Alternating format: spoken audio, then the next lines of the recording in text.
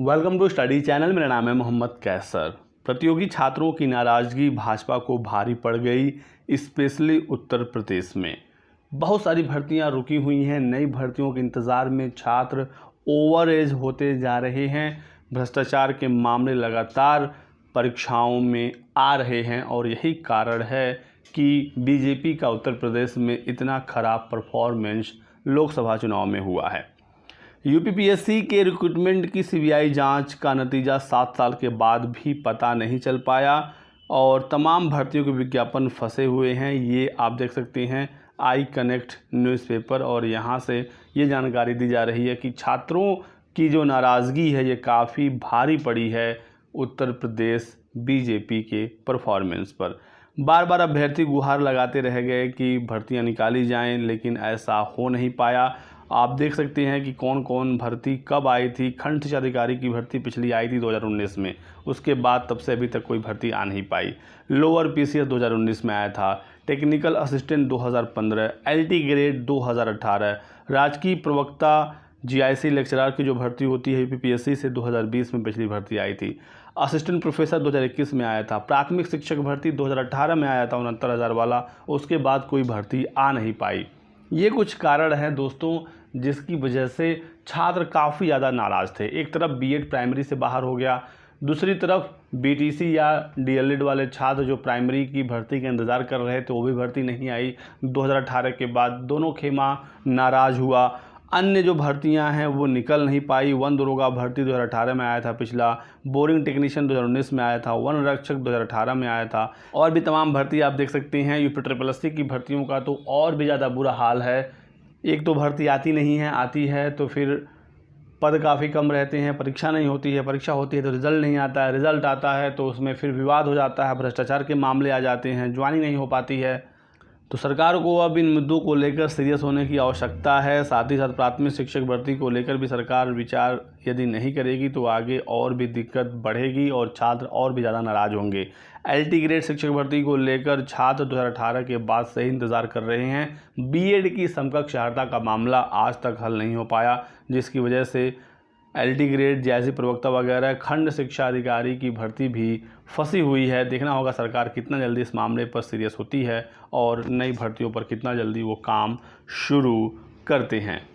वहीं दूसरी तरफ एनडीए को बहुमत प्राप्त हो गया है। हालांकि बीजेपी अपने दम पर 240 सीटें निकाली है, लेकिन एनडीए का जो गठबंधन है ये अपने दम पर सरकार बना लेगी और मोदी को ही एनडीए ने नेता चुना है, यानी कि तीसरी बार प्रधानमंत्री पद का शपथ पीएम नरेंद्र मोदी लेने जा रहे हैं। कल एनडीए के जो सहयोगी घटक हैं सबकी मीटिंग हुई है और इसमें बड़ी बात यह है कि नीतीश कुमार जी भी पहुंचे हुए हैं जिनके 12 सांसद हैं, चंद्रबाबू नायडू जिनके 16 सांसद हैं, तमाम अन्य सहयोगी पार्टियां हैं और यदि इसी तरीके से सब लोग एक साथ रहे तो एनडीए को कोई दिक्कत नहीं होने वाली है और 8 जून को शपथ ग्रहण भी हो सकता है, ये जानकारी निकल कर आ रही है।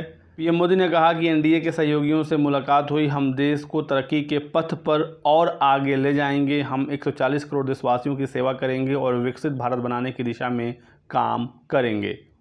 वहीं यूपीपीएससी का एग्ज़ाम कैलेंडर तो आया, लेकिन अगले साल तक टल गई 3 मुख्य परीक्षाएं। यूपीपीएससी का आरओ का पेपर लीक के बाद पूरा एग्ज़ाम शेड्यूल डिस्टर्ब हो गया। आरओ की परीक्षा जो 11 फरवरी को हुई थी, एग्ज़ाम को रद्द करना पड़ा। इसका प्री एग्ज़ाम अब 22 दिसंबर को होगा, यानी कि इसका जो मेंस है वो अगले साल होगा।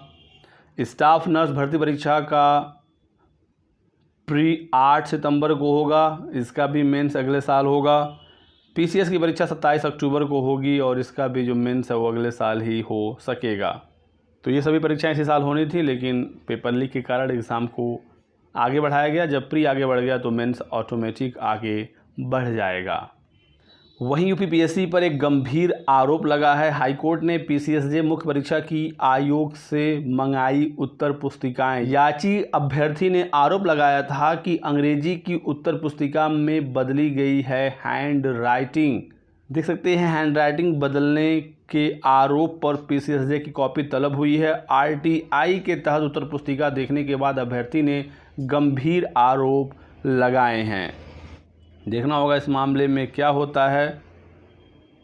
और इस पर कार्रवाई कब तक की जाती है। तो सरकार को स्पेशली रोज़गार को लेकर सीरियस होने की आवश्यकता है। बहुत बड़ा मुद्दा है रोज़गार का उत्तर प्रदेश के साथ पूरे देश में।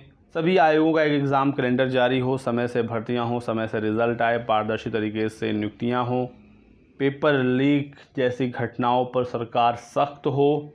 यूपी पुलिस में आपने देखा 50 लाख लगभग अभ्यर्थियों ने फॉर्म भरे, पेपर लीक हुआ, कब तक दोबारा एग्ज़ाम होगा कुछ भी अता पता नहीं है। तो इन सब मुद्दों को लेकर सरकार को अब सीरियस होने की आवश्यकता है।